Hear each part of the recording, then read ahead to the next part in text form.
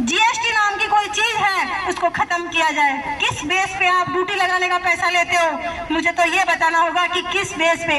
मैं आपसे सवाल पूछती हूँ और आपको जवाब देना होगा। मैं ये मानूंगी कि अगर आपने मेरे सवाल का जवाब दे दिया है तो आप इस करप्ट सिस्टम का हिस्सा नहीं हैं, और आपने अगर मेरे सवाल का जवाब नहीं दिया तो आप इस करप्ट सिस्टम का हिस्सा बने हुए हैं। जिस तरीके से आपने बेरोजगार युवा जब भी मेट्रो में जो निकाले हुए कर्मचारी हैं उन्होंने अपनी आवाज़ बुलंद की है, तब आपने उनको दबा दिया गया है।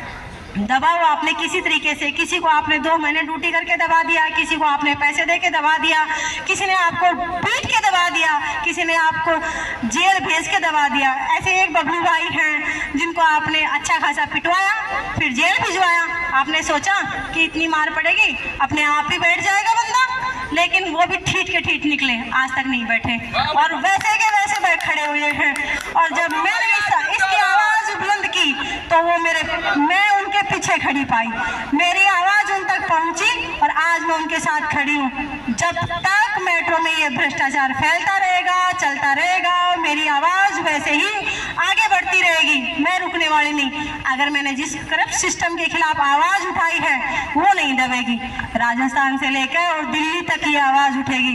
जब राजस्थानी बाहर निकले और अपनी आवाज को बुलंद किया है, कोई भी राजस्थानी बिना इंसाफ के नहीं बैठा है। मैंने 1,60,000 रुपए दिल्ली मेट्रो को दिए हैं और मैं पूरा इंटरेस्ट के साथ उसका हिसाब ले लूंगी।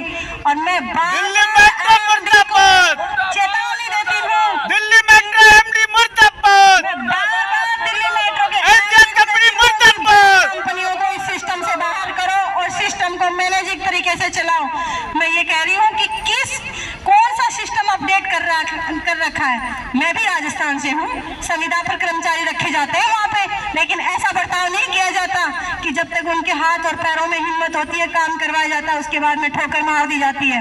राजस्थान में ऐसा नहीं होता, वहाँ कर्मचारी को संविदा पे रखा जाता है, लेकिन उसको हमेशा वही सहूलियत दी जाती है जो एक